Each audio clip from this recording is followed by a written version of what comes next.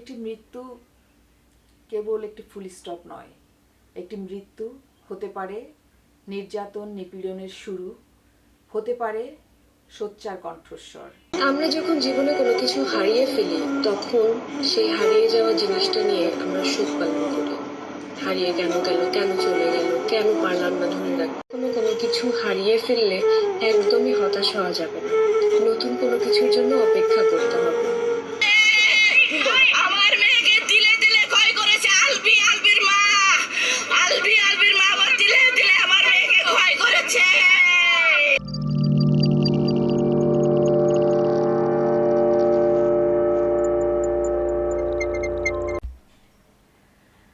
সাম্প্রতিক সময়ে যে আমাদেরকে অনেক বেশি কষ্ট দিয়েছে, আমাদেরকে ভাবনায় নিবিষ্ট করেছে যে জ্বলন্ত কাহিনীটি জাহের আলভি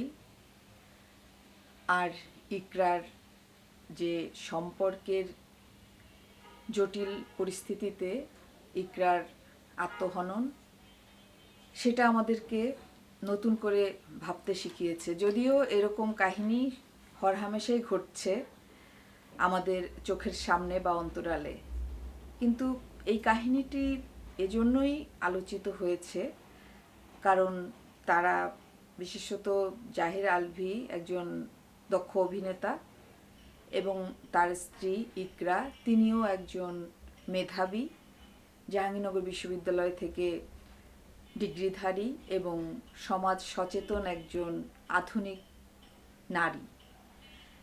তার এই আধুনিকতার অনেক কিছুই আমরা দেখেছি। তিনি অনলাইনে আসেন, নানা রকম কথা বলেন, মানুষকে সান্ত্বনা দেন, নতুন জীবনে কিভাবে তারা এই বিপদ কাটিয়ে সামনে এগিয়ে যাবে সে সম্পর্কেও বলেন। এবং অনেক কিছু আমরা দেখি যে তার হাজব্যান্ডের সাথে অনেক অনেক মধুর স্মৃতি, সেগুলোও এখন ভাসছে ক্যামেরায়।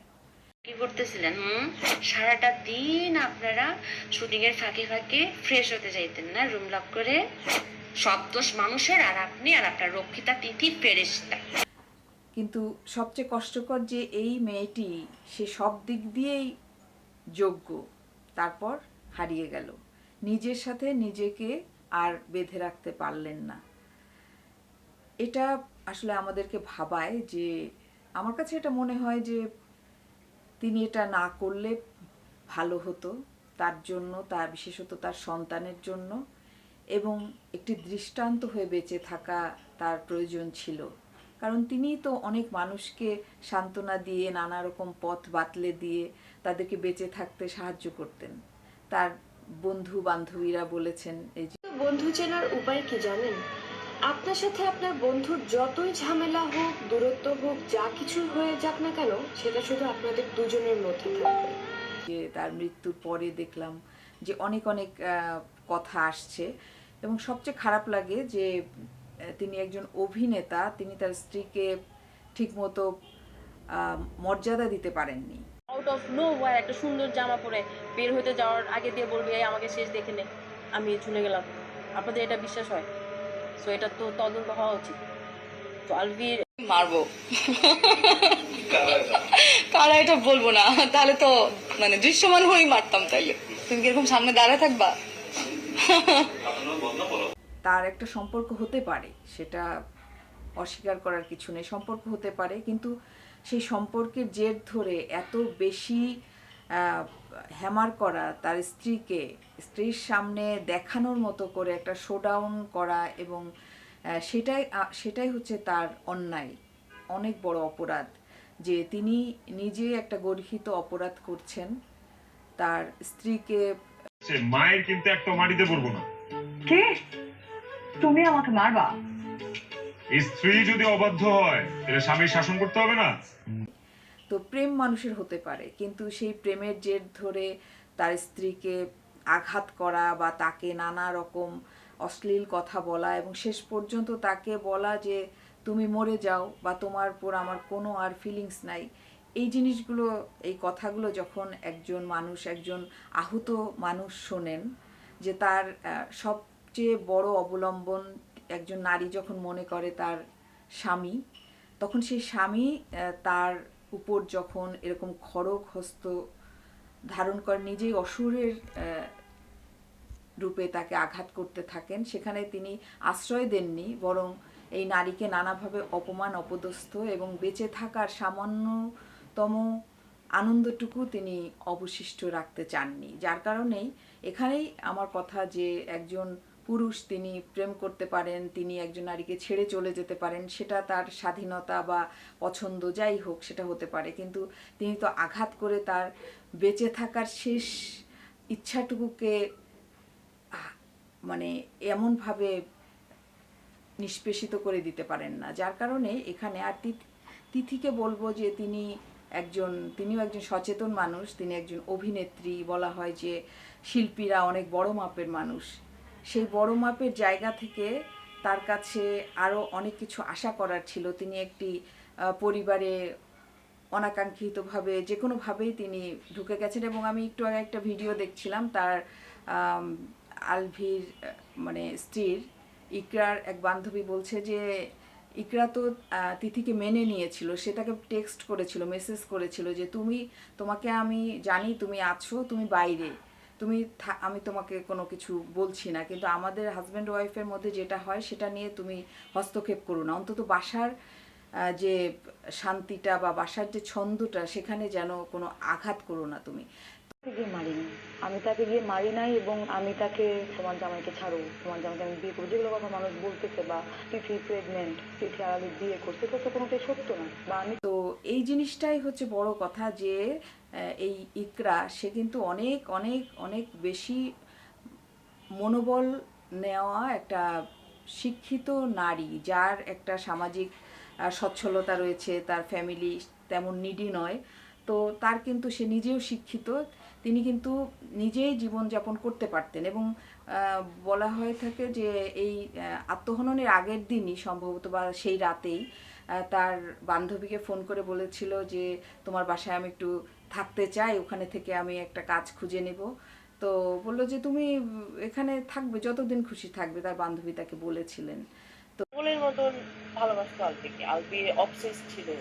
আলবির ওর বলে না যে আলবি এত ভুল করছে, ছেড়ে দিলেই পারে, সবাই আমি দেখতেছি সোশ্যাল মিডিয়াতে বলতেছি ছেড়ে দিলেই পারে, কিন্তু তো এই যে তার কিন্তু সামাজিকভাবেও গ্রহণযোগ্যতা ছিল এবং তিনি আদরণীয় ছিলেন, কিন্তু তার ফোকাসটা ছিল তার স্বামীর প্রতি। স্বামীকে তিনি অত্যন্ত ভালোবাসতেন, ভালোবাসাটা আসলে অপরাধ নয়, কিন্তু ভালোবাসাটার মাত্রা ছাড়া হয়ে গেলে যখন একজন মানুষের নিরাপত্তা বা নিজের মানুষের সম্পর্কের তলানিটুকু অবশিষ্ট না থাকে, সেখানে সেই মানুষটির জন্য অপেক্ষা করা বা তাকে ফেরানোর চেষ্টা করা বা তাকে ধরেই থাকা নিজে বাদুড় ঝোলার মতো, এটা মনে হয় ঠিক নয়। যার কারণে আমরা দেখেছি যে ইকরার আত্মহনন করে আসলে তার মা বাবা তার প্রিয়তম এই মেয়েকে হারিয়েছেন চিরদিনের জন্য, তার আত্মীয় স্বজন হারিয়েছেন, ভাই বোন হারিয়েছেন, আর বিশেষত তার সন্তান এক মাকে হারালো, এমন এক মা যে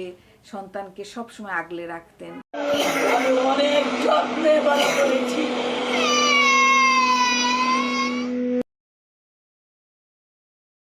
সন্তানের দিকে তাকিয়ে থাকতেন, তার মানে মনোযোগের কেন্দ্রস্থল ছিল সন্তান এবং স্বামী। সেজন্যই তিনি আমি পড়লাম নিউজে যে তিনি মা হতে পারেননি অনেক বছর, তারপর অনেক কষ্ট করে তিনি এই সন্তানের জন্ম দিয়েছেন এবং এই সন্তানকে তিনি নানাভাবে আনন্দে রাখতেন, মাতিয়ে রাখতেন, স্বামীকেও চেষ্টা করতেন নিজের দিকে আকৃষ্ট করে রাখতে, যার কারণে দেখা যায় যে বেশ একটু মোটা ছিলেন, কি কারণে জানি না, পরে শুকিয়ে গেলেন, একদম স্লিম হয়ে গেলেন। হয়তো চেষ্টা করেছিলেন যে স্বামী যাতে তার দিকে আকৃষ্ট হন এবং সংসারটা সুখের হয়, কিন্তু আসলে মানুষের মন তো বিচিত্র, সেই অনেক সময় অনেক সুন্দর জিনিসকে আমাদের অসুন্দর মনে হয়, অনেক আনন্দের জিনিসকে নিরানন্দ মনে হয়, সুখকে অসুখ মনে হয়। দেখতে দেন নাই আমার ইকরার শেষ মুখটা, ইকরার পরিবার আমাকে দেখতে দেয়নি। তো এই মনোজাগতিক যে বৈকল্য বা মানসিক যে বিপর্যয়, সেই বিপর্যয়টা খুব আহত করেছে ইকরার মৃত্যুতে। ইকরা যদি বেঁচে থাকতেন তিনি যদি নিজের পায়ে স্বাবলম্বী হয়ে তার সন্তানকে মানুষের মতো মানুষ করে গড়ে তুলতেন বা নিজে আবারও বিবাহ বন্ধনে আবদ্ধ হতেন বা নিজে সুখে শান্তিতে বাস করার মতো পরিবেশ তৈরি করতে পারতেন, যা তার হাতের মধ্যেই ছিল। কিন্তু অনাকাঙ্ক্ষিত এই মৃত্যু তো কয়েক সেকেন্ডের। যখন কেউ আত্মহত্যা করে তখন হঠাৎই সে উন্মাদ হয়ে যায়, তার মনে হয় যে তার কাছে কেউ নাই, তার চারিদিকে প্রলয় চলছে, তো সে তখন বাঁচার জন্য আসলে আত্মহত্যা করেন, নিজের যে দহন সে দহন থেকে বাঁচার জন্য। পাগলের মতন ভালোবাসতো, মানে আমরা ফ্রেন্ডরা নর্মালি, আমি পার্সোনালি ইকরাকে দুষ্টামি করে বলতাম অনেক সময় যে তুই তো মায়ের পেট থেকে আসছিসই মনে হয় আলভির বউ হওয়ার জন্য। কিন্তু এ কেমন বাঁচা, যে বাঁচাতে আর তাকে আর কোথাও জাগতিক জায়গায় খুঁজে পাওয়া যাবে না, তিনি চলে যাবেন সবাইকে ছেড়ে। ইকরার আত্মার শান্তি কামনা করছি আর দাবি করছি ইকরার মৃত্যুর জন্য জাহেরা আলভি বা তিথি বা পরিবারে তাদের যেই তাকে নিপীড়ন করুক বা তার এই আত্মহননের পেছনে ইন্ধন দিক, তাদের সবারই আইনের আওতায় আনতে হবে, এবং তা না হলে সামাজিক এই বিপর্যয় থামবে না। একজন নারীর মৃত্যু বা আত্মহত্যা কেবল আত্মহত্যায় রয়ে যাবে, কান্নায় রয়ে যাবে, তার পেছনে মানুষেরা শাস্তি না পেলে কখনোই একটি নীতিনির্ভর সমাজ প্রতিষ্ঠিত হবে না। আর শিল্পবান্ধব আমরা বলি যে শিল্পীরা সমাজের কণ্ঠস্বর, শিল্পীরা সবার আগে এগিয়ে যান, শিল্পীদের মানবিক গুণাবলী আছে। তো একজন শিল্পী হিসাবে আমি আহ্বান জানাই ইকরার মৃত্যুর সঠিক তদন্ত এবং তার আত্মহননের পেছনে যারা জড়িত তাদের সবার শাস্তি হোক। ইকরার মৃত্যু আমাদেরকে জাগিয়ে দিয়ে গেছে নারী নিপীড়ন, শিশু যার মাকে হারিয়েছে, সেই জন্য দাবি তুলছি ইকরার মৃত্যুর তদন্ত হোক, দোষীর শাস্তি হোক। কতটুকু রোমান্টিক সিন করতেছে ওটা দেখতে আসি, তারপর বাসায় যেয়ে দিব, গার্জিয়ান বসে তারপর বাসায় যেয়ে দিব।